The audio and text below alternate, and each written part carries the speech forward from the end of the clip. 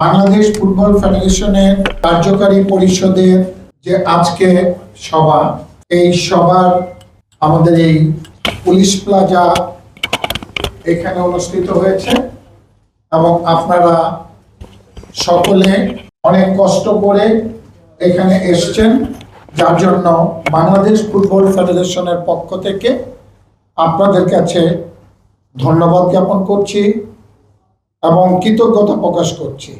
আমাদের আজকের মিটিংয়ে সর্বপ্রথম আপনারা জানেন যে বর্তমানে তিনবারের প্রধানমন্ত্রী বেগম খালেদা জিয়া অসুস্থতার কারণে হাসপাতালে। সারা বাংলাদেশের মানুষ তার জন্য দোয়া করছে। আজকের মিটিংয়ে আমাদের সভাপতির অনুমতিক্রমে আমরাও সর্বপ্রথম মিটিং আরম্ভ হওয়ার আগে আমরা ওনার জন্য দোয়া করেছি। সর্বশক্তিমান আল্লাহ তাআলা জানে ওনাকে সুস্থ করে আমাদের মাঝে ফিরে আনেন এবং দেশের খ্যাতমত করার সুযোগ দান করেন। আমাদের এজেন্ডা মাফিক প্রথমে আমাদের যে এজেন্ডাগুলি ছিল একে একে আমরা চেষ্টা করেছি সমাধান করার জন্য। আপনারা জানেন যে আমাদের বিগত কিছুদিন আগে বাংলাদেশ সিঙ্গাপুর, বাংলাদেশ নেপাল, বাংলাদেশ ভুটান যে খেলা হয়েছিল, সেই খেলাগুলির যে হিসাব, সেই হিসাব আজকে আমাদের কার্যকারী পরিষদের কাছে পেশ করা হয় এবং পুঙ্খানুপুঙ্খানুরূপে এটা আমরা তদারক করি এবং তদারক করার পরিপ্রেক্ষিতে আমরা দেখতে পেরেছি যে এখানে আমাদের কিছু আয় হয়েছে এবং যে হিসাবটা, সেই হিসাবটা আমাদের অফিস কক্ষে আছে। আপনাদের প্রয়োজন হলে আপনারা সেখান থেকে নিয়ে দেখতে পারেন। দ্বিতীয়ত, আমাদের বাংলাদেশ জাতীয় ফুটবল দল গত কিছুদিন আগে আপনারা জানেন যে ভারতকে পরাজিত করেছে এবং এই ভারতকে পরাজিত করার জন্য আমাদের কার্যকারী পরিষদের পক্ষ থেকে বাংলাদেশ জাতীয় ফুটবল দলকে আমরা ধন্যবাদ জ্ঞাপন করেছি এবং সেই সঙ্গে বাংলাদেশ নারী ফুটবল দল গত কয়েকদিন আগে আপনারা দেখেছেন যে দুটি ম্যাচ খেলেছে এবং সেই দুইটি ম্যাচ খেলায় তারা অত্যন্ত পরিশ্রম করে আশানুরূপ ফলাফল অর্জন করেছে, যার পরিপ্রেক্ষিতে তাদেরকেও আমরা ধন্যবাদ জানিয়েছি।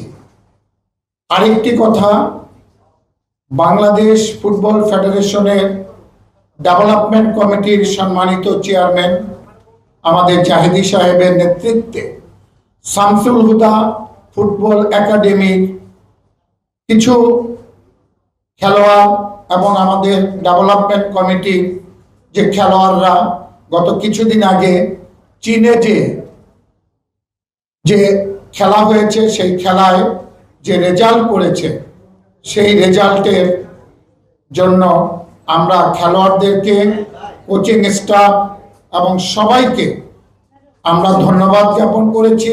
সেই সঙ্গে আমাদের শামসুল হুদা ফুটবল একাডেমির কাছে কৃতজ্ঞতা প্রকাশ করেছি এবং আমাদের ডেভেলপমেন্ট কমিটির সম্মানিত চেয়ারম্যান নাসির জাহেদি সাহেবকে আমরা ধন্যবাদ জানিয়েছি। আমাদের আগামী 20 তারিখ থেকে আন্ডার 15-এর খেলা শুরু হবে। আপনাদের কাছে আমাদের আকুল আবেদন থাকবে এই খেলাগুলি একটু প্রচার করার জন্য। বাংলাদেশ ফুটবল ফেডারেশনের অনুকূলে বরাদ্দ 8টি স্টেডিয়াম যে আমাদেরকে দেওয়া হয়েছে, এর মধ্যে আমরা ফিফার কাছে ইন্টারন্যাশনাল ম্যাচ খেলার জন্য আজকের মিটিংয়ে আমরা সিদ্ধান্ত নিয়েছি। আমরা সিলেট স্টেডিয়ামকে আমরা বাছাই করেছি এবং সিলেট স্টেডিয়ামে যাতে করে ইন্টারন্যাশনাল খেলা আমরা খেলাতে পারি, সেটার জন্য উপযুক্ত করার জন্য সর্বাত্মক ফিফার সহযোগিতা আমরা চাইব।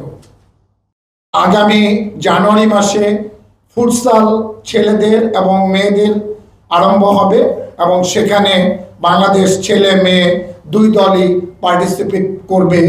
এ ব্যাপারে আজকে সিদ্ধান্ত গৃহীত হয়।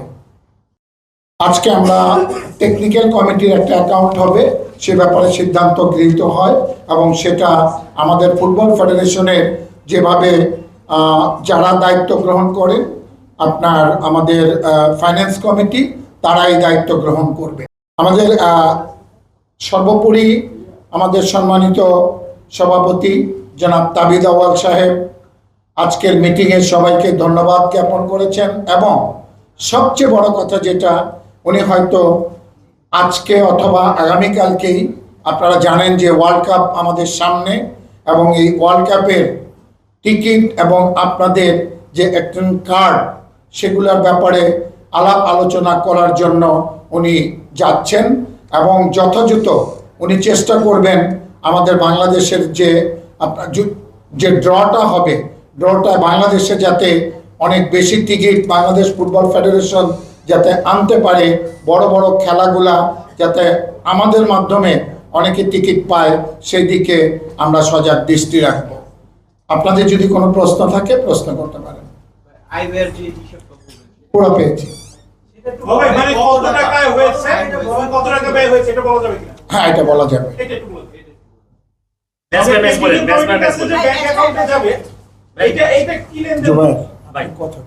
কেন ভাই কথা বলা যায়?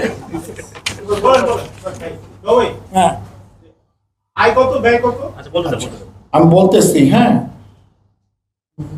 বাংলাদেশ সিঙ্গাপুরের ম্যাচে 1,15,00,000 টাকা আয়। বাংলাদেশ হংকং ম্যাচে 1,02,07,874 টাকা। বাংলাদেশ ইন্ডিয়ান ম্যাচে 1,88,00,000 টাকা।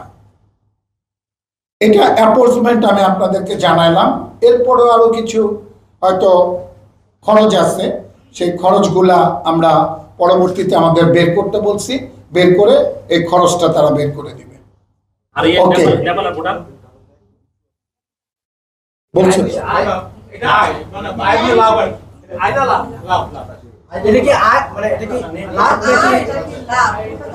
এটা আয় হয়েছে, আমাদের টিকিট বিক্রি থেকে আয় হয়েছে। ইভেন্ট ইয়ে ছাড়া, স্পন্সর ছাড়া, শুধু টিকিট। শুধু টিকিট এত হবে না,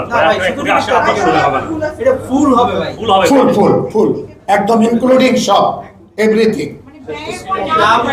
না না না, লাভ না, লাভ না।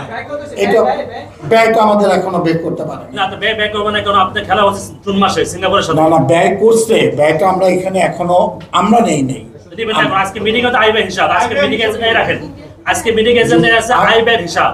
আই নিলেন, ব্যয়টা নেবেন না। আপনাকে আমি এটা তো বলতামই না, আপনারা অনুরোধ করছেন যার জন্য আমি আয়টা আপনাকে বলে দিলাম। বুঝতে পারছেন? থ্যাংক ইউ ভাই। এজেন্ডা তো অনেকগুলো আছে। থ্যাংক ইউ কিভাবে ভাই? বাবাই বাবাই এই যে অ্যাকাউন্ট যেটা হচ্ছে হঠাৎ করে টেকনিক্যাল কমিটির আন্ডার অ্যাকাউন্ট কেন এবং এই অ্যাকাউন্টে কোন বিষয়গুলো লেনদেন হবে?